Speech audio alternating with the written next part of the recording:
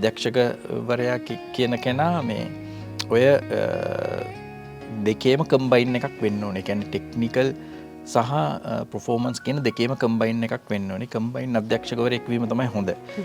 හේතුව ඒ කියන්නේ ඒ ඉමෝෂන් එක කැප්චර් වෙන්න ඕන හරිම ඇන්ගල් එක මොකද්ද? ඒ ඉමෝෂන් එක කැප්චර් කරන්න ඕන හරිම කැමර එක මොකක්ද, ලෙන්ස් එක මොකක්ද කියන ටෙක්නිකල් දැනීමයි. ඒ කලර් ග්‍රේඩ් එක මොකක්ද? ඒ මූඩ් එකට හරියන කලර් ග්‍රේඩ් එක මොකක්ද?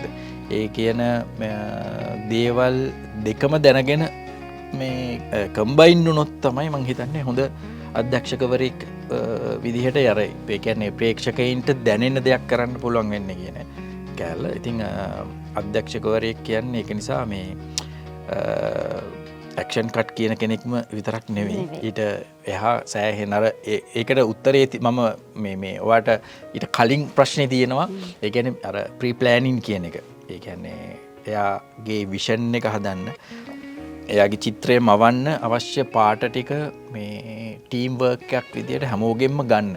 ඒ කියන්නේ අපිට වැඩ කරන්න හම්බෙන ආර්ට් ඩිරෙක්ටර්, මේකප් ආටිස්ට්, ඊළඟට එහෙම වෘත්තීන් ටික ගත්තාම ඒ හදන කෙනාගේ ඉඳලා ඒ සියලු දෙනාගේම ටීම් වර්ක් එකක්නේ. එතකොට මගේ කැන්වස් එකේ හඳින චිත්‍රයේ පාට වෙන්නේ එයාලගේ මේ අතින්.